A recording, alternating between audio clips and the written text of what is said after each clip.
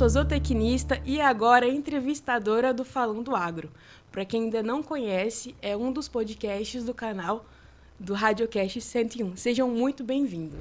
E hoje eu vou trazer para vocês aqui um cara sensacional. Quem é de Prudente região, se não ouviu falar ainda desse mestre, você não está morando aqui, tá? Seja muito bem-vindo, meu querido amigo Júlio César. Obrigado, Heloísa. É um privilégio estar aqui, principalmente no primeiro programa, né, do Falando Agro. Tem tudo a ver com a nossa região. Isso é muito bom. Me sinto ganhador aí de um prêmio fantástico. E isso me enriquece muito, não só o dia, mas também o ano. Certamente entra para a história. Sim. Isso é privilégio. Um abraço a todos. Ouvintes, apreciadores do agro e principalmente do Radiocast aqui da 101. Essa super parceria, do agro, o alcance que tem, todo esse conjunto aqui da rádio e do podcast, certamente espero que seja muito bom aí para quem esteja assistindo ou ouvindo. Foi pensado com muito carinho trazer o Júlio hoje aqui.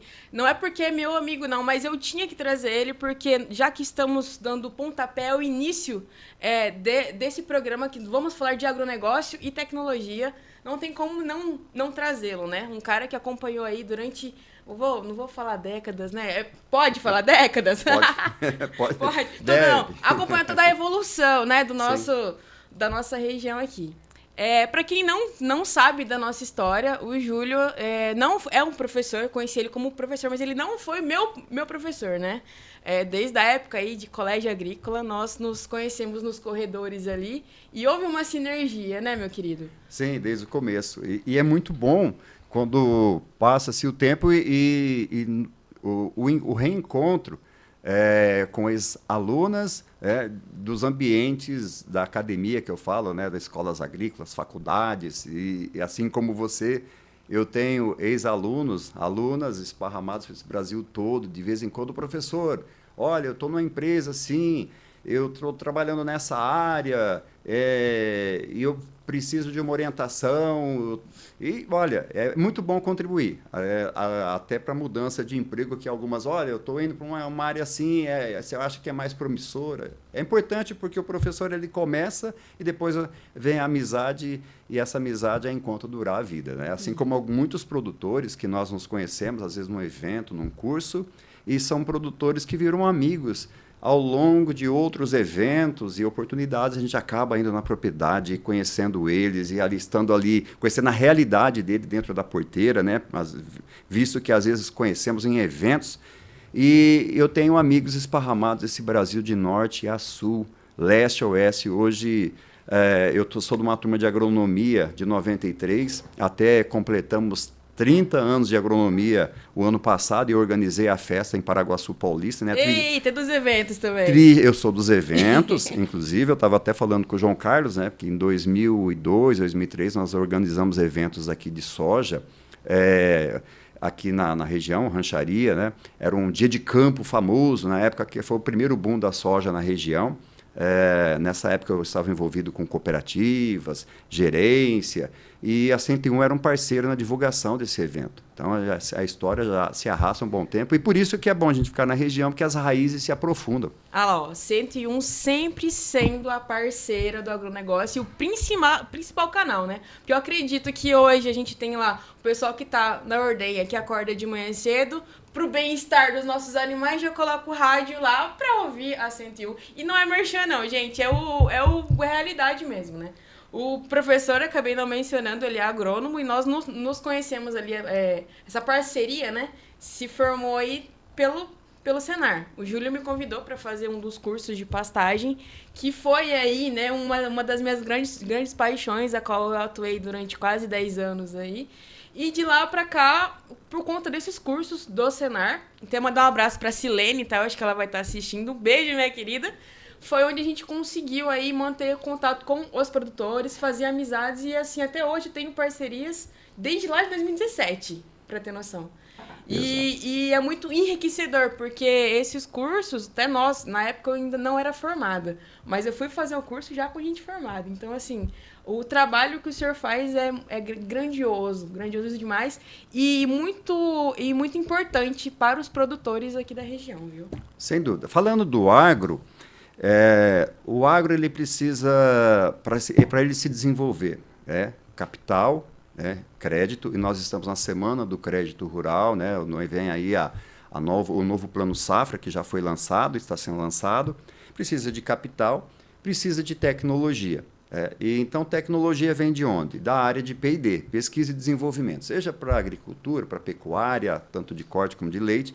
E aí, essa pesquisa tem que chegar no campo, tem que chegar na ponta, tem que chegar no produtor. E como que chega no produtor? Via extensão, extensão rural, assistência técnica. O Senar é um braço de extensão rural, entre um dos, que tem alcance nacional, cada estado tem o seu, e foi por meio do Senar que nós nos conhecemos. Mas quantos produtores que vão nos assistir, estarão nos assistindo e tem essa oportunidade já de falar, poxa, eu participei de um curso do Senar, eu participei de uma ação, e o Senar é essa ponte entre a pesquisa que está sendo desenvolvida e levar essa pesquisa e pulverizar essa pesquisa diretamente para o produtor. Seja na área de tecnologia, seja em melhorias, seja na área de produção, na gestão, na segurança do trabalho, enfim. O leque é muito grande. Falando especificamente, pontualmente, do Senar, são mais de 400 sistemas de curso no estado de São Paulo. Sim. Porque muitos produtores tem uma carência na sua propriedade e ele não tem como atender isso prontamente. E, às vezes, a solução está pertinho dele, através dos sindicatos rurais, que têm parceria com o Senar, tanto o trabalhador como o patronal. Ele pode solicitar ou participar desses eventos que acontecem nos municípios e ir se capacitando. Porque uma das grandes carências do meio rural, principalmente do pequeno, é ele se qualificar para os novos desafios que fazem parte desse novo agro, principalmente do século XXI. E falando nisso, assim, o senhor consegue trazer para a gente já um histórico de quanto essa extensão ela contribuiu? A gente temos algum case de sucesso, assim, porque agora a gente tá... Vou puxar a sardinha para o pessoal da batata doce, né? Que era bem arcaico antigamente. E hoje a gente já está com várias tecnologias, trabalhando com selo de exportação, assim. Como é que o senhor consegue contar para mim toda essa história? Bom, é interessante nós falarmos primeiro, assim, do panorama do agro da região de Presidente Prudente, que é compreendido de mais de 50 municípios, Então, se nós pegarmos aí esses 3 escritórios de desenvolvimento rural, que compreende esses mais de 50 municípios, nós estamos falando do escritório de desenvolvimento rural de Presidente Prudente, Venceslau e Dracena. É claro que tem algumas culturas que são comuns. O pilar de sustentação do agro regional, ele é agropecuário. Sendo que nesse agropecuário, vamos pensar nesse agroagrícola, nós temos algumas culturas que hoje, em grande escala, é a cana-de-açúcar. Sim. Tá? É a cana-de-açúcar. E se nós pegarmos na pecuária, é a pecuária de corte, que depois nós podemos tratar especificamente, a pecuária de corte e cria, recria e engorda, a pecuária leiteira, que é mais voltada aos pequenos produtores. A gente tem um leque muito grande aqui na região. Exato. Aí, voltando lá na parte agrícola, nós temos aí uma sucessão de atividades, vamos pensar aí anos 70 para trás, aqui foi a capital do algodão. Sabia que Prudente foi a capital do algodão no mundo. Aqui foi o maior polo produtivo, o maior aglomerado produtivo de algodão no mundo. Que isso foi desmoronando a partir dos anos 80 por várias questões. Esse polo esteve, na verdade, com pequenos produtores, em sua maioria eram arrendatários, e que se tornou uma cultura de escala. E toda atividade que ela se torna uma atividade de escala, uma commodity, ela exige que ela ganhe área. E isso daí... as propriedades eram propriedades ou arrendamentos de 20, 30, 40, 50 hectares. E isso inviabilizou. Então, é importante o falando agro, porque normalmente as atividades rurais têm um ponto principal, que é o chamado um ponto de equilíbrio aí, que pode construir ou destruir uma atividade, que é entender a escala. Tá? Então, o algodão ele não tinha mais escala, os produtores pequenos inviabilizados, e hoje o algodão está lá em Goiás, Mato Grosso, porque são áreas grandes, 4, 5 mil hectares, então se tem escala, é uma commodity. Bom, esse fenômeno acontece, a cana-de-açúcar também é uma commodity. e nenhuma usina vem para a região para montar alguma coisa em 500 hectares. É sempre 30 mil, 40 mil hectares para viabilizar a atividade. Bom, se nós estamos falando de uma atividade agrícola, né, cana-de-açúcar, uma outra atividade que é comum agrícola na região não tão grande é a atividade soja-milho. Sim. Que pega principalmente municípios que estão aqui no Paranapanema. E está crescendo bastante, né? A soja teve ciclos. Então, eu participei do primeiro ciclo da soja para valer, né, a soja moderna, eu falo assim, a soja já híbrida e a soja transgênica. Isso eu estou falando aí do início de 2000, né, do início do milênio aqui nosso. Né? Ou seja, 2000, 2001, 2003 foi o primeiro boom tecnológico. Isso daí ele durou uns 3, 4 anos, tá? Não que foi o pico aí, né? A atividade sempre existiu em algumas fazendas, né? Em municípios aqui, como eu falei, no Vale do Paranapanema. Alternando ali soja-milho até por uma questão de solo, principalmente, né? São terras que já têm um potencial de fertilidade maior, né? E no restante, vamos pensar aí, as fazendas de pecuária de corte, fazendas extensivas, que nós tivemos, aliás, tem várias dessas, mas que não estão mais na atividade da pecuária. Né? São fazendas que hoje arrendaram, né? E viabilizaram outras áreas, né? Canavieiras, né? Outras empresas que houve essa transição da pecuária extensiva, pouco rentável, para a atividade da cana-de-açúcar. O que aconteceu com o produtor? E é um pouco um caso da minha família também. A gente veio do Paraná para cá e para trabalhar com pecuária de corte. E aí, conforme os anos foram acontecendo, hoje foi quase tudo arrendado para cana, né? Hoje a gente já não tem mais propriedades, mas lá, da década de 70, 80, o foco principal veio para cá para trabalhar com pecuária. E aí, depois... Olha lá, gente, ó. Olha... É um lorde mesmo. O frio que tá imprudente, porque hoje a gente tá gravando aqui, tá frio. E aí eu falei, professor, como é que vamos fazer? Não se preocupe. Estou levando meu kit aqui. O cara toma chimarrão, gente. Eu não consigo tomar ainda. Aliás, eu não falei das origens. Eu não consigo ainda, mas eu vou... Com o tempo eu vou conseguir apreciar isso daí. E o hábito vem sempre, né? Na verdade, eu fui conhecer a planta... Ilex paraguariensis, que é o nome científico. Muitas pessoas, em casa, eu estou falando ao público geral, toma chá, depois, e o chá está voltado, né? Claro, tem tudo a ver com agro. Mas o chá torrado, né? O chá torrado. Mas aquele chá torrado, o tereré e o chimarrão, provém da mesma planta, que é a planta Ilex paraguariensis. Ela é cultivada desde o Rio Grande do Sul até Mato Grosso do Sul, aqui, divisa Paraguai, né? E daí, sim, dependendo da moagem, do ponto, entra na cultura. E nós temos um patrocínio aqui muito interessante no programa. Temos o professor dando spoiler já, mas continua, professor. Para quem não sabe... Essa parte eu deixo para você. Vamos deixar para os próximos episódios. Aqui temos uma parceria que vocês vão gostar muito. A gente pode até lançar uma promoção, né? Sim. Porque tá vindo um parceiro aí que é sensacional. E pra galera do agro, não pode faltar o quê? Ainda mais aqui em Presidente Prudente. Ó, tô soltando. Vamos ver os próximos aí. Fica ligado, fica ligado. Tereré, né? Mas por que tereré? T, no Tupi-Guarani, é chá. T. É um matê, né? O tereré. Então, agora, faz parte. A primeira vez que eu fui tomar um tereré foi em 88. Eu tinha um amigo na faculdade, e até nos reencontramos no ano passado, e ele que trouxe uma erva lá, e eu tomei a primeira vez, e de lá para cá nunca mais parei. Aí, voltando às minhas raízes, que eu sou paranaense da região de Maringá, do município de Terra Boa, até falo que agrônomo, se não for de Terra Boa, não presta. Brincadeira à parte. Eu já tenho um outro conhecido meu que falava que não gostava de agrônomo paranaense. Aí, ó. Exatamente, mas eu fiz agronomia em São Paulo, então sou um agrônomo de formação aqui de origem. Eu falo que Paraná é minha terra, meu chão. Sim. Eu sou mineiro de coração e paulista por opção. Porque minha família tem parte em Minas, Capitólio, tem origem, né, em Capitólio, que está no centro aí do turismo mineiro, e talvez até internacional hoje, né, pelas belezas, mas eu conheço Capitólio lá de 85, 86, tive primo que já foi prefeito lá, tem uma questão aí toda de histórico lá em Capitólio, então tem metade do sangue lá, metade Paraná, mas eu estou aqui em São Paulo há mais de 4 décadas. Então, é aqui que tá, a Já minha é vida acontece paulista. aqui. E é interessante que, antes de eu vir do Paraná, quando eu olhava o mapa, eu era criança, tinha meus 10, 11 anos, meu pai falou, olha, nós vamos para uma fazenda lá em São Paulo, rancharia. Eu não via rancharia no mapa, eu via Prudente. Porque no mapa o mapinha era tão precário, que só destacava Prudente.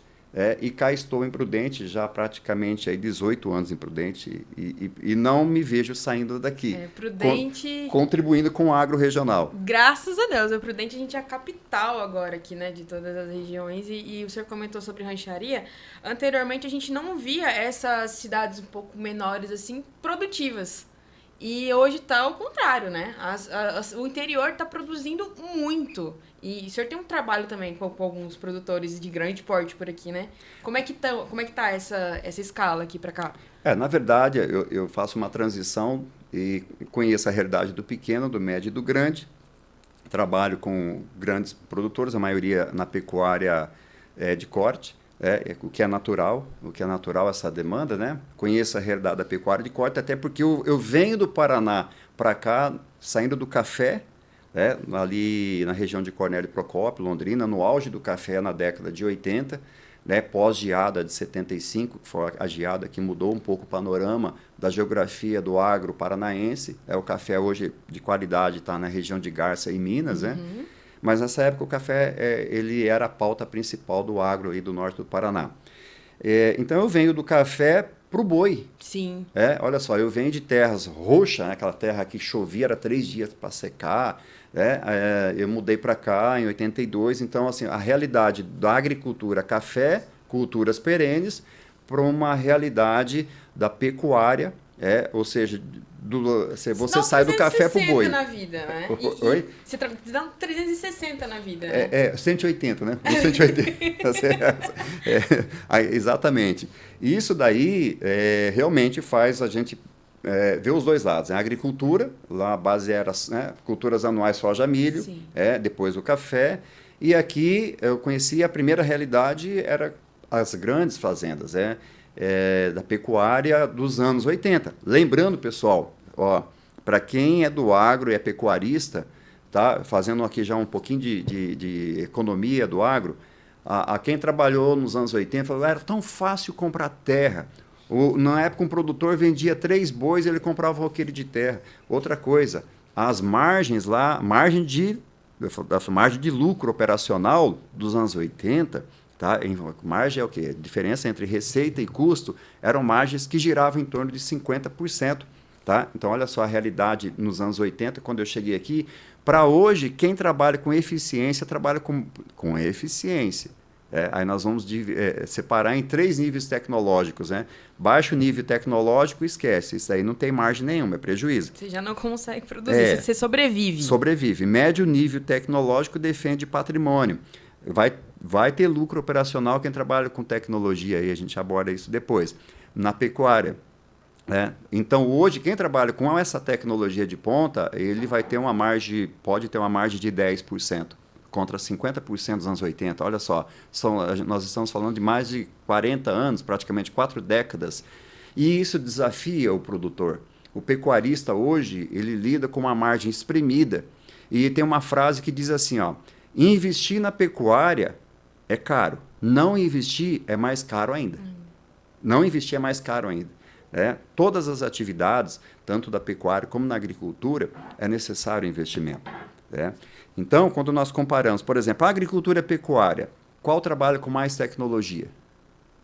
O agricultor, ele não pode deixar de cuidar da terra, ele vai plantar batata doce, ele tem que chegar lá, tirar uma análise de solo, ele tem que fazer a reposição dos minerais, ele tem que fazer a calcareação, a adubação de plantio, de cobertura, ele tem que estar indo em pesquisa, em feira, participando de campo. Quem trabalha com soja, milho, trabalha com o ápice do topo do teto. Tem que buscar atualização a todo tempo. Exato, ele está no teto da tecnologia. E a pecuária está no piso da tecnologia. Eu digo em média nacional.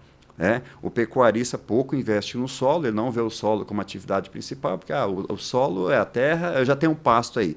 A maioria dos pastagens brasileiros, 80%, está em degradação. Isso não são dados meus, estou falando dados de pesquisas. Eu vou referenciar aqui o professor Moacir Corsi, que é a referência nacional. Tive o prazer de conhecê-lo e fazer um evento com ele ainda. Fantástico, né? O Papa da pastagem no Brasil, e ele, né, também é subsidiado por vários dados, né, importantes. Então, nós trabalhamos com uma realidade assim. E Prudente não foge desse cenário. Prudente está dentro desse cenário. Onde, tanto na pecuária de corte como na leiteira, tá, são pastagens que estão com níveis de degradação alto. Tá? Então, ou seja, esse produtor ele não consegue ter renda. Ele consegue manter patrimônio. Os pequenos ficam à margem da subsistência. E nós voltamos no eixo, passando a bola já para você, da questão da escala. O quanto que eu tenho que produzir para estar viável hoje no mercado. Só um adendo aqui, eu sou defensora do animal criado a pasto. Eu sou defensora da pastagem. E o que eu vejo aqui, nós temos ainda bons campos de futebol. Né? Quando o produtor ele trabalhar com a mentalidade de que a pastagem é uma cultura, então ele tem a cultura da pastagem e ele tem a cultura do gado, ele muda essa mentalidade. Aproveitando aqui, né, a gente tem um polo regional, as maiores sementeiras do país está na nossa região. Então, assim, a gente pega o pessoal de Sapezal, Mineiros, ali, subindo, Mato Grosso, Pará, né, a fronteira ali. Todo mundo trabalha com as sementes da nossa região, né? Então, o quê? Como que nós estamos numa região de sementeira que produz um produto ali de alta qualidade, né? Estudado, melhorado geneticamente para atender os nossos animais, né? A nossa produtividade, e a gente não valoriza isso. Então, assim... Exatamente. Como você falou aqui, Luísa, é um polo de produção e melhoramento. Existem empresas fantásticas aqui em relação à oferta de materiais excelentes de qualidade. Então, aqui exporta, né, para a América Central e outros países, sim, aqui da América do Sul, tá? Sementes de capins. Porém, o produtor, às vezes local, nosso, e vamos falar da nossa região Presidente Prudente, principalmente, né, são poucos os que investem em melhorias, tá, na passagem. Lembrando que o boi, e não só o boi, a vaca, a atividade de corte de leite, ela depende da alimentação de qualidade. A alimentação de qualidade depende também de um solo de qualidade. E é interessante que aqui, parafraseando, né, Charles Chaplin, no seu último discurso, eu vou pegar uma frase aqui do final da estrofe, não, estou falando de estrofe de música, né, mas de um parágrafo, em que ele diz assim: a terra, abre aspas, a terra que é boa é rica e supre todas as necessidades, fecha aspas. Olha que interessante, a terra que é boa é rica. Então nós temos o quê? Se eu tenho um solo fraco, ele não é rico. Ciclo da pobreza, o ciclo da riqueza começa da terra. Tem um economista famoso também, em livros de economia, e uma das frases destaca assim: a riqueza vem da terra. Então o produtor rural, né, falando do agro, quer entrar no ciclo da riqueza, comece pela terra. Sim. Comece investindo na terra e comece investindo em conhecimento, em seleções de melhorias técnicas, escolhas, faça gestão, aprimore o conhecimento. Porque é fundamental que nós entendamos o ponto de partida, solo. Mas o clima nosso é hostil. Peraí, vamos falar um pouquinho de clima? Posso? Pode. Tá. Depois eu até queria fazer um comentário. A gente fala muito de case de sucesso, né? Eu tenho uma case de fracasso para falar depois. Tá bom. Vamos falar então de sucesso e de fracasso. De fracasso a gente não conta o nome, né? Não, a gente não estampa. Não trabalhamos com nomes aqui por enquanto. De sucesso, sim. Mas um dos climatologistas que classifica os climas do mundo inteiro, mas vamos falar de São Paulo, tá? São Paulo, Brasil. O clima aqui é o clima W. Onde que pega esse clima W? Se você tem um mapa do Brasil, aí você pode imaginar, ele vai pegar da região de Presidente Prudente aqui, ele vai sair pelo meio do Mato Grosso do Sul, vai ao meio do Mato Grosso, ele vai sair pegando Goiás, Tocantins, vai lá na Bahia, lá em cima. Tudo isso é chamado clima tropical, tá? De inverno seco e verão chuvoso, clima W, classificação de Köppen. Se nós pegarmos aqui a divisa do Paranapanema para baixo, vou pegar aqui, divisa do Paranapanema, municípios que vêm ali contornando a região de EP, vai sair lá para a região de Tupã e pega para essa região de Marília, é o clima CFA. Alguém fala assim, a chuva veio lá e não veio cá. Comece a fazer um pouco de curso com a gente que vai entender isso daí. porque é o solo bom, entender o clima. Nós estamos tendo um ano acima da média de precipitação de chuva, mas nem todo ano é assim, tem que pegar o histórico. E é importante, o produtor precisa investir em conhecimento e informação. Porque aí é onde ele tem uma adaptabilidade para cada cultura. Então ele consegue, tendo esse estudo, fazer, olha, consigo produzir café aqui, consigo produzir um trigo ali, consigo trazer uma pastagem, vou falar pânico, braquiária, enfim, né? Ou consigo trazer qual é a cultura aqui para melhorar. A gente, voltando agora um pouquinho para a questão do gado, por que eu falo que é muito importante isso? O meu fracasso aqui da história, o que acontece? Tem um conhecido meu que ele investiu muito em gado leiteiro, alta genética, né? Porque antigamente tínhamos muitos eventos, mas assim, eles deslumbravam muito, né? Então todo mundo falava, eu vou só comprar uma vaca lá que produz 30 litros naquela época e tô aqui. Então comprou aquelas holandesas, encheu o curral dele de holandesa e tal. Prudente, num calor que a gente faz aqui de 40 graus de sua marmita, né? O senhor acha que deu certo? Aí ele só trouxe o animal, ele não trabalhou um rotacionado, ele não produziu alimentação, ele não se preocupou com o bem-estar, ele não se preocupou com adaptação, nada. Esses animais, né, alguns vieram a falecer, outros não produziram e no final a conta foi lá embaixo. Então, tem uma dúvida aqui que é o seguinte, o senhor falou que a gente está entrando no plano safra, né? Como que funciona esse acompanhamento, essa orientação?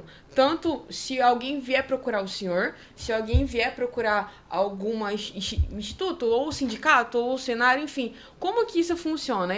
Se o produtor chega lá e fala assim, olha, eu quero investir em tecnologia, mas eu não entendo, né? Aqui na nossa região, a gente tem como trazer essa assessoria para esse produtor, para falar para ele, olha, a sua propriedade, ela tem capacidade para você criar um gado mestiço. Não vamos começar com esses de alto potencial, não. Como é que funciona essa questão do plano safra? Tem um outro nome também que eu quero que o senhor tinha comentado? O Plano Safra é o crédito rural, né? Um mas tem instrumento de crédito. Pronaf, tem uns negócios assim, não é? São as linhas, exato. Aí dentro de um Plano Safra tem aquilo que é voltado à agricultura familiar, que é o Programa Nacional de Agricultura Familiar, Pronaf. Sim. Existe o Pronamp, que já é voltado ao médio produtor, por isso Pronamp, né? E aí existe para o financiamento para grande produtor, pequeno, médio, grande. Esse é o Plano Safra, ele contempla, tá, esses três com taxas diferenciadas e valores diferenciados. Mas dentro dos três existe o custeio e investimento. O financiamento mais fácil de obter é custeio, mais difícil investimento. E as taxas de juros, claro que são diferenciadas, chegando a mais de dois dígitos, né? Principalmente o médio e grande produtor. Bom, vamos falar aqui, crédito rural. Outra questão que você falou aí, a questão da orientação à tomada de crédito, que é importante. Tá? Bom, eu trabalho em várias vertentes, né? Sou professor da FATEC Agronegócios, sou instrutor do Senar São Paulo, também sou um conveniado de instituições financeiras para tomada de crédito rural, trabalho com a consultoria, assessoria de propriedades rurais, e fora outras tantas parcerias, mas pensando na questão assistência técnica e gerencial para o pequeno produtor, médio produtor e principalmente a necessidade de tomada de crédito. O Senar São Paulo recentemente lançou um programa chamado ATEG, que é Assistência Técnica e Gerencial. Isso praticamente em nível nacional, mas especificamente em São Paulo. Tá? E aí os sindicatos rurais têm sempre um profissional que atende os produtores do município, tá? E é interessante que o produtor procure aí a sua base, né, de sindicato rural patronal e consiga aí ter esse profissional dentro da propriedade que primeiro vai fazer lá um diagnóstico, né, um planejamento e a necessidade da tomada de crédito e orientação para essa tomada de crédito rural via Pronaf, se for pequeno produtor, como vai ser a maioria, tá? Então, são as duas pontas. O que, historicamente, nós temos de erro foi o produtor ele pegar o crédito e ele não ter um projeto ou um plano de negócio, uma orientação. E aí, muitas vezes, esse crédito na mão dele, ele acabou empregando de maneira não planejada, de maneira sem orientação nenhuma.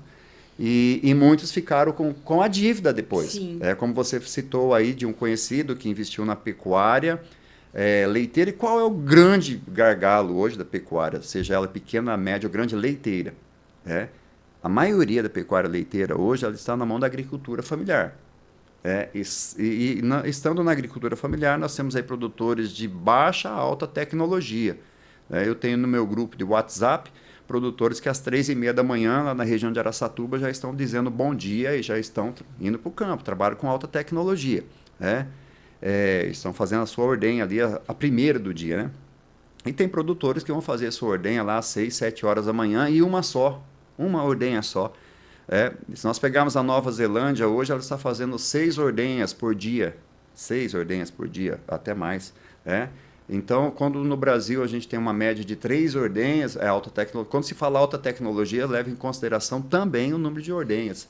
Tá? Com bem-estar lá em cima, né? Níveis elevadíssimos. Como você falou, eu pego um gado europeu, com uma genética europeia, como é a raça holandesa, de alta produtividade, mas ela exige temperaturas, o que é comum, tá? É o conforto térmico animal e zona de estresse térmico. Então, por exemplo, o estresse térmico de qualquer bovino europeu, seja ele leiteiro de corte, é 28 graus. O que não sou eu quem diz, é a literatura. E enquanto você tem um zebu a 35 graus, que também não é muita coisa, porque o ano passado nós tivemos temperatura aqui de 42 graus, 41, em pleno mês de agosto. E agosto é inverno. Agosto é inverno. Olha só. Então, voltando a essa questão aí da orientação para tomada de crédito, é fundamental. E da atividade leiteira, principalmente, tá? Esse produtor que ele vai pegar o investimento hoje, ele tem que estar atento a uma questão. Tem mão de obra. Muitos projetos, principalmente na atividade leiteira, e é um gargalo, não é só da atividade leiteira, porque eu tenho uma fila de parceiros meus falando, Júlio, eu preciso de um capataz para a minha fazenda. Que seja uma pessoa experiente, que seja casado, que seja uma pessoa que queira ficar no campo, tá? E de confiança, etc, etc. Mas eu preciso. Eu tenho uma fila e a gente não acha. Olha só como é que é na questão da pecuária de corte. E uma questão assim, vou pegar, pecuária leiteira, um grande problema hoje, mão de obra. A agricultura familiar resolve porque é a família. Parte para depender de funcionário. O funcionário está hoje, amanhã ele não está. Vamos agora para a pecuária de corte, que sofre pensando já na geração seguinte. Quantos peões nós teremos hoje na próxima geração? Eu estou falando próxima geração a partir de 30, tá? Porque nós estamos a pecuária de corte já fez a sondagem, um diagnóstico da última geração que está em cima do cavalo. Eu tenho amigos que são excelentes capatazes. Quando eu falo capataz, é o capataz administrador. Isso. Não é o peão só. Ele administra a fazenda. Ele é a última geração. O filho dele não está mais na atividade, não estará mais na atividade. Claro, a filha vai já para outro caminho, mas pensando assim, os sucessores, a próxima geração não está mais em cima do cavalo. E se está na prova do tambor, está no desfile, mas não estará no dia a dia. E a pecuária de corte, por mais tecnologia que tenha, ela ainda é dependente daquele que vai buscar o gado, trazer para a mangueira, fazer o manejo, por menor que seja, mas esse manejo diário depende do homem em cima do cavalo. E não vai ter robô que vai fazer isso aí, por mais que nós tenhamos aí a inteligência artificial chegando, as máquinas chegando, mas não substitui essa atividade na pecuária de corte. Na pecuária leiteira, ok. Pecuária leiteira, vamos dar um pouco papo. Nas fazendas, já eu tenho ex-alunos nos Estados Unidos em fazendas leiteiras, que é praticamente tudo é mecanizado. O funcionário está lá só para fazer abastecimento do silo, dos insumos de maneira geral. E tudo otimizado também, né? Ordenha robotizada, ordenha autônoma, a vaca ela vai a hora que ela sente a necessidade da ordenha, ela passa lá, se o leitor e do chip entender que é a hora da lactação, ela vai adentrar e vai ser ordenhada ali automaticamente. Tudo um sistema autônomo robotizado. E já tem fazenda no Brasil assim. Ordenhas autônomas e robotizadas. E não estou falando de grandes fazendas, até são médios produtores aqui no Sul, Rio Grande do Sul, Santa Catarina, tá? Já implantaram esse sistema de ordenha, resolvendo a questão do gargalo, que é mão de obra. E é uma atividade que é assim recorrente em todos os municípios. Nós temos vários laticínios, é uma bacia leiteira, a região de Presidente Prudente. Tá? Mas falando de uma realidade que hoje o gargalo é a mão de obra. É claro, vamos voltar na questão da escala. Quantos litros de leite eu preciso produzir por dia para viabilizar um investimento no robô que ele vai custar mais de R$1 milhão? E o senhor acha assim, que a gente consegue, qual que é a perspectiva de data, assim, quantos anos a gente consegue chegar no nível dos americanos, dos europeus, assim, o senhor acha que a gente consegue mesmo? Porque eu tava vendo uma entrevista esses dias e o pessoal tá muito pessimista, falando que a gente ainda não, a gente ainda vai ficar nessa coisa meio arcaica, assim, ou o senhor acha que não? A gente vai investir mesmo em tecnologia? Porque eu vejo assim, antigamente, vindo para essa questão de sucessão familiar, tínhamos ali a fazenda, e aí o filho estava para ser médico, advogado, né? Outras opções para sair do meio rural. E hoje não. Hoje eu vejo que para essa questão da sucessão familiar, o filho já está estudando para ser um agrônomo, um veterinário, um zootecnista, um gestor, né, em agronegócio, para voltar. Você acha que estamos dentro dessa realidade? Ainda tem essa perspectiva ou vai demorar muito tempo ainda? Tá, vamos lá. Eu vou dividir a tua pergunta. Eu estendi um pouquinho aqui. Em duas. Uma no cenário internacional. Por que fazendas, tanto Nova Zelândia, Estados Unidos, e vou colocar países, a Arábia Saudita, Israel, que são altamente assim, eficientes em produtividade assim, na produção leiteira? É a questão da mão de obra ser muito caro. Então, primeiro, a escassez e a mão de obra é caro. Então, eles vão... É a necessidade de investir em robotização, tá? Automação do sistema produtivo, o máximo possível. Eu tenho amigos que já, nos anos 90, vieram de fazendas americanas que trabalhavam já com automação em nível avançado, pela questão da mão de obra, escassa e cara. No Brasil, a mão de obra ainda ela é barata, porém escassa também. Tá? Aí, por isso que o leite está na agricultura familiar, dependendo da mão de obra da família. Então, essa mão de obra, ela tem aí basicamente o envolvimento do dono e da esposa, que às vezes pode ter a ajuda de um filho, se ele ficar na atividade. Tá? E o filho fica quando dá renda. O filho só fica quando ele vê o pai ganhando dinheiro. Exatamente. Eu que estive mais de 20 anos como professor de ETEX e convivi com gerações e gerações, a maioria dos meus ex-alunos só se empolgava quando ele viu o pai ganhando dinheiro, porque a maioria queriam formar e trabalhar em alguma fazenda aí no centro-oeste brasileiro, pela questão da renda. Agora, o filho que ele vê o pai ganhando dinheiro, ele vê o sucesso, ele vê o progresso e ele também vê o emprego. Eu vou me empregar aqui, porque meu pai está ganhando dinheiro e eu quero estar envolvido aqui. Infelizmente, foram a exceção, tá, a essa regra. Tá? Foi a exceção daqueles que conseguiram absorver a mão de obra do filho na propriedade, seja ele pequena, média e a grande. Todo o meu empenho é para envolver dentro do capital social, que eu falo, capital social é família, né? A família é o centro do capital social de uma empresa. Tá? Eu não estou falando aqui de contrato social. Capital social é família, os envolvidos diretamente. De manter, é uma frase até bacana, né? Manter a família unida em torno de um negócio saudável. Eu acho isso fantástico. Manter a família unida em torno de um negócio saudável. A família quando ela só consegue trazer todos quando você tem um negócio saudável. Um negócio saudável é um negócio próspero, que gera renda, que todo mundo tem orgulho e tem responsabilidade, tem planejamento. Tá? Há uma frase também fantástica nos evangelhos que diz assim: a casa dividida não subsistirá.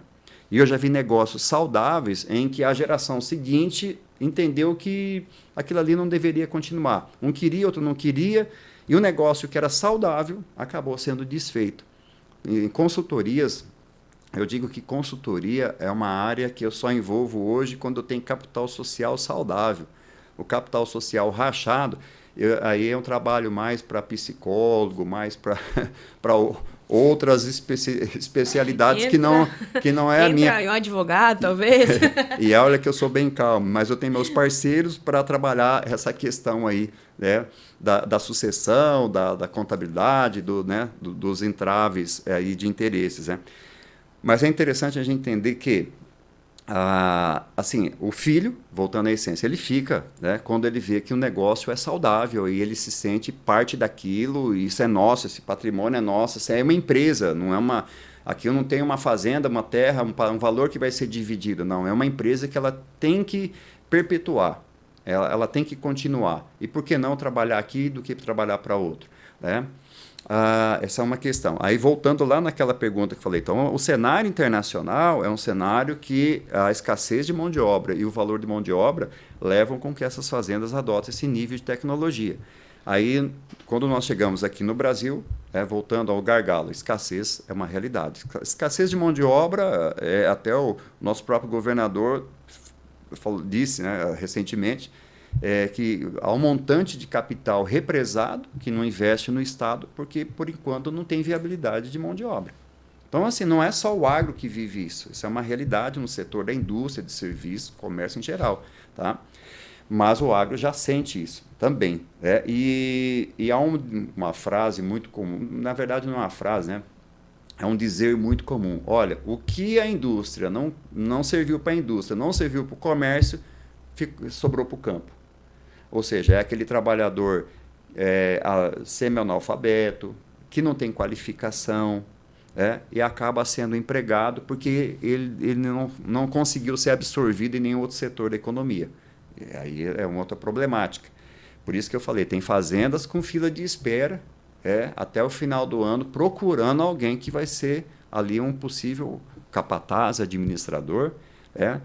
E só para aproveitar isso daí também, falando nessa questão, por que muitos acabam, e isso é comum, eu tenho meus amigos, e um abraço a um grande amigo que está lá no Barretão, Tião Procópio, um amigão meu, e a gente sempre conversa muito a respeito disso. Um abraço, Tião. Não te conheço, mas logo, logo quero você aqui também. É o Pelé do rodeio no Brasil, né? Foi o primeiro campeão do Barretos e o primeiro campeão internacional, cara que revolucionou a montaria em touro. E nós conversando, esses dias ele falou, Júlio, meu funcionário, excelente, cara de confiança, olha, mas a esposa dele falou para ele, cansei da vida do campo. E eu quero ir para a cidade, porque eu não aguento mais isso daqui. Então, a maioria acabam... Ou ele separa o casamento e fica, e a esposa coloca uma situação. Ou você me escolhe. Ou o campo, ou a cidade, e aí se for para a cidade eu fico, se ficar no campo eu estou fora. E isso é recorrente. Eu estou citando esse caso, tá? Mas isso é recorrente. E muitos que às vezes abandonam o campo, vêm para a cidade. O que você faz? Eu trabalhava na fazenda tal, hoje estou trabalhando aqui de segurança, estou trabalhando na construção civil, mas eu gosto do campo. Mas a minha esposa colocou a situação assim. Então, estou dizendo que a mulher manda, né, muito nessa situação. Tá? O professor trouxe aqui uma questão que tem que ser trabalhada em conjunto, né? Exato. É um casamento em todos os sentidos. E o quanto é importante trazer a mulher para essa gestão também, né? Porque se talvez ali, lógico, né? Não sei qual foi o empecilho de fato dessa esposa, mas se ela se visse produtiva dentro daquela propriedade, ela não ia sair dali. Então, hoje em dia, e aí a gente volta, gente. O Falando Agro, ele é isso, ele trabalha vários assuntos ao mesmo tempo. Se ela tivesse conhecido alguma questão de artesanato em couro, ou até mesmo ela fazer alguma renda extra, um queijo mais gourmetizado, que eu gosto de se dizer, se ela se sentisse útil dentro da propriedade, ela não ia embora. Porque ela ia se tornar uma microempreendedora. Aí a gente tem aí Sebrae, né? Um monte de coisa que favorece nisso.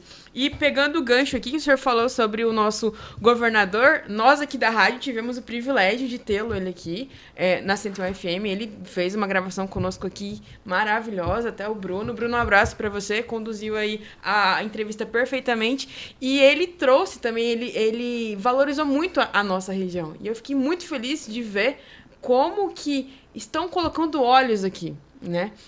Agradeço a essa nova geração que está vindo e trazendo as nossas origens de volta, as nossas raízes de volta. Nossa, me estendi aqui, mas é questão disso. Então eu vejo assim, se o governador está tendo olhos para cá, quer dizer que nós estamos voltando a ser o maior polo produtivo? Talvez seremos a nova fronteira agrícola? Eu diria que a última fronteira agrícola do estado de São Paulo é o Oeste Paulista. É a última fronteira. E não há mais áreas de expansão, eu conheço praticamente todo o estado, né? E aqui é a última fronteira, isso há muitos anos.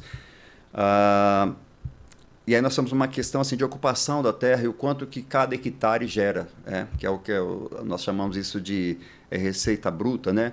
Então, quando nós pegamos todo o estado, aqui disputa com o Vale do Ribeira, entre as que menos, aqui é a lanterninha, né? As que produzem.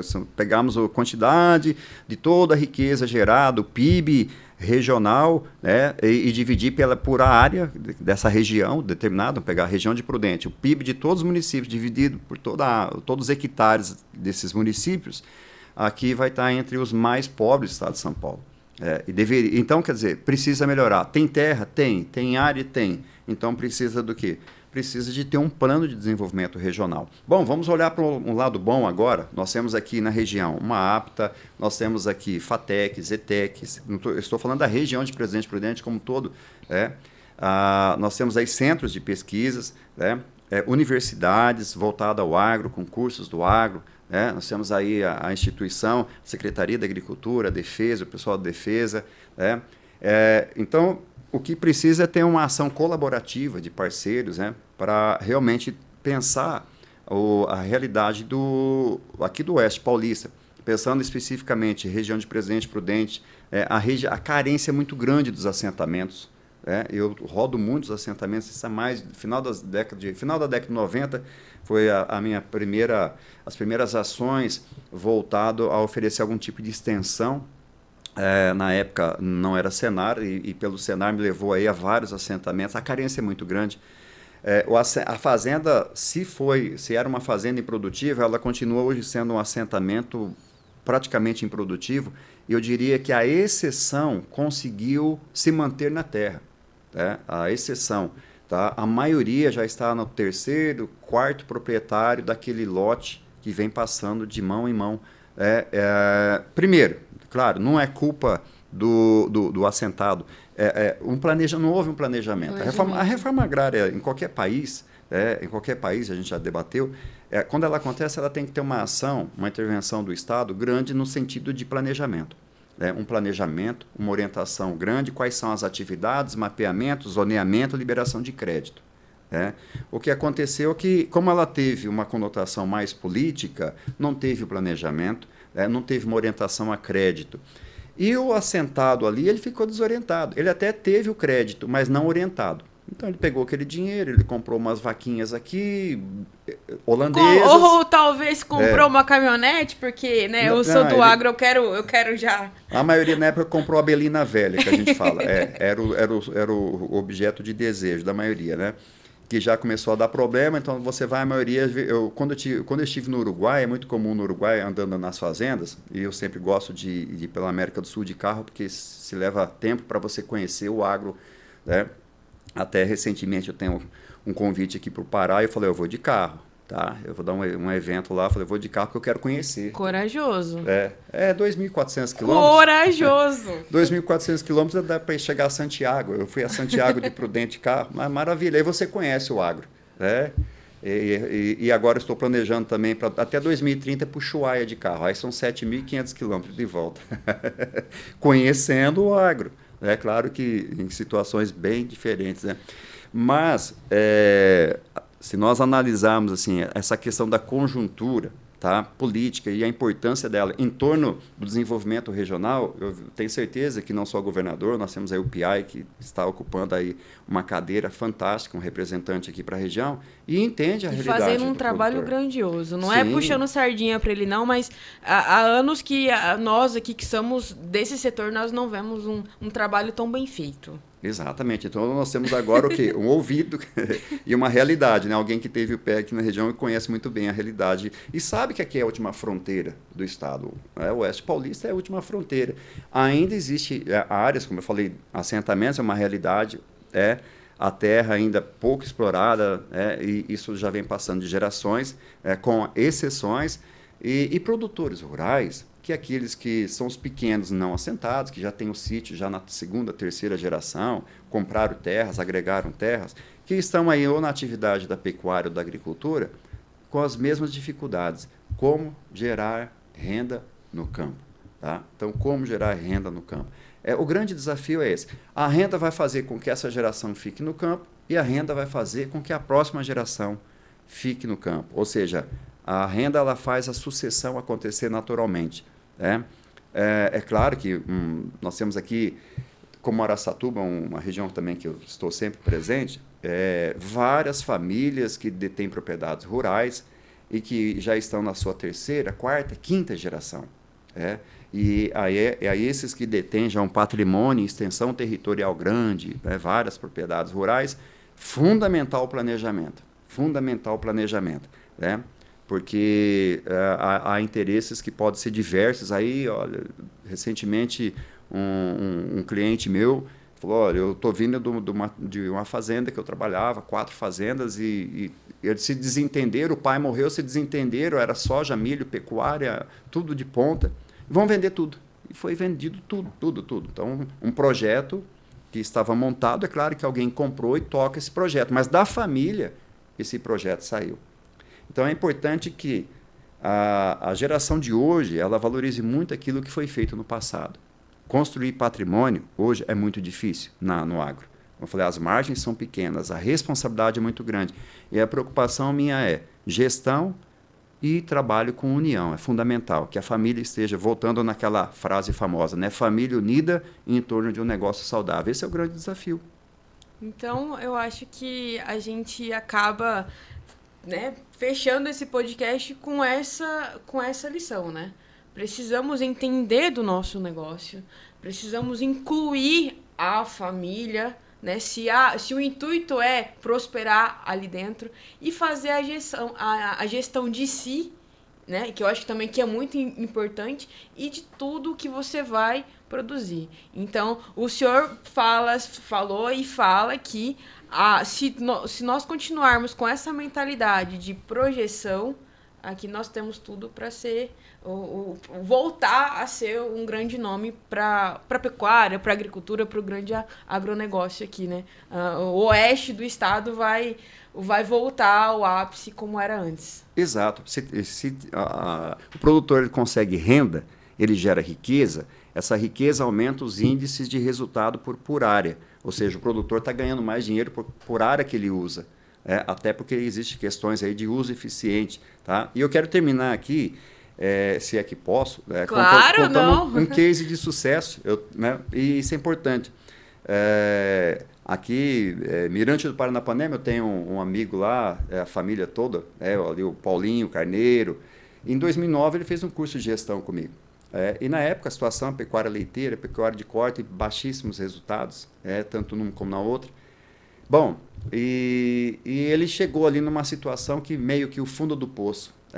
Se não der certo, eu vou embora do Brasil. Mas tinha um patrimônio. Poxa, é uma área de mais de 100 hectares, mas não tinha resultado. Então, pegando um exemplo dele, muitos têm o patrimônio, mas estão com o bolso vazio. Sim. Ou seja, tem fazenda, mas não tem dinheiro para pagar o funcionário no final do ano, o 13º. E ele era um representante, estava nessa situação, nesse cesto todo aí de quem tem patrimônio e está com o bolso vazio. E sem renda, a pessoa não fica na atividade.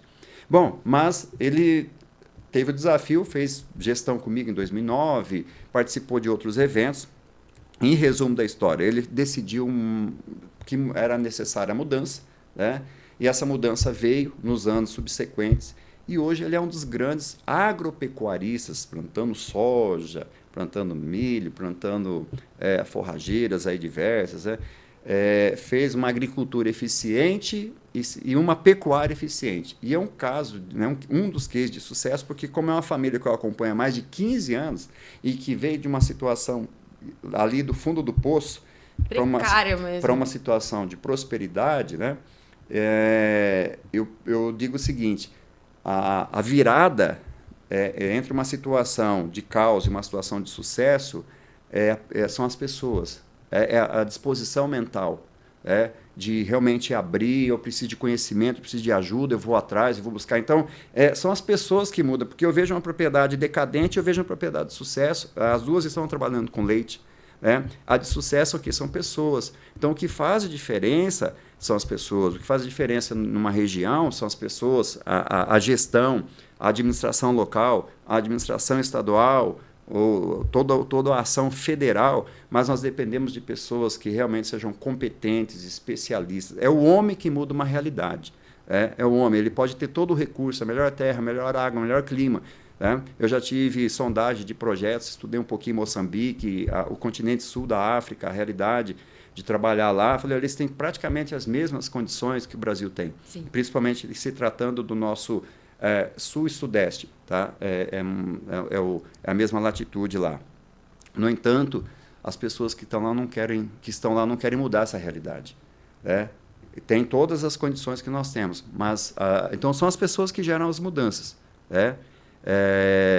Elas fazem a diferença. Então, aqui tem um dos maiores produtores de leite dos Estados Unidos, já estou no segundo, mas já finalizando, e ele diz o seguinte, aconselho para quem esteja na atividade leiteira, vamos pensar que a atividade leiteira é uma agroindústria que represente qualquer outra, seja de corte, além de investir em grandes equipamentos, na melhor genética, no melhor processo produtivo, entenda que são pessoas que vão fazer a diferença no seu negócio. E parafraseando Abílio Diniz, que foi sempre uma referência para mim, saudoso Abílio Diniz, ele dizia sempre, uma empresa é pessoas e processos. Se você tem processos bem definidos e adequados, pessoas preparadas a esse processo, e o sucesso é resultado desse trabalho. E falando em sucesso, que sucesso essa nossa conversa. E olha que a pauta podia estender bastante, mas não, o tempo aqui, nos permite. Eu até vou pedir autorização para trazer o Júlio novamente aqui para ter um episódio 1, 2, 3 e fazer uma temporada, porque tem muito assunto. O vocabulário do senhor é riquíssimo e Obrigado. Assim, toda a extensão da história mesmo dentro do agronegócio. Então, assim, a gente nem falou sobre biosseguridade, a gente nem falou sobre as questões sociais, a gente não falou sobre nada que a gente queria falar aqui, mas esse é o intuito do nosso programa, né? O Falando Agro é isso. Quero que vocês peguem essa essência de que a gente está aqui para conversar assuntos que geralmente a gente se fala em mesas, em rodas de conversas que um vai gerando o outro e que continue assim. Queria muito agradecer a presença. Eu que agradeço pelo convite. Que Deus continue te abençoando muito. Amém. Por onde for e que volte sempre à nossa casa, né? Falando agro é o viver diário. A gente vive isso. Nascemos no campo. Eu digo nascemos porque eu venho de uma família que... Nascemos, eu nasci também, origem, nascemos. E falar sobre isso é falar sobre vida, falar sobre esperança, falar de uma realidade que está diante todo dia. E a missão é contribuir para a melhoria. Estamos aqui não para nós, estamos aqui para oferecer e para contribuir. É que, na verdade, somos apaixonados pelo que fazemos, de onde viemos e trazemos essas origens. Então, pessoal, eu queria agradecer a todo mundo que ficou até agora aqui. É sempre um privilégio tê-los. Esse foi o primeiro de muitos que estão por vir. E, assim, vocês não têm dimensão do que esse programa vai trazer para vocês em questão de gestão, de sucessão, de sustentabilidade. E é isso. Um beijo gigante para vocês e até a próxima. Falou!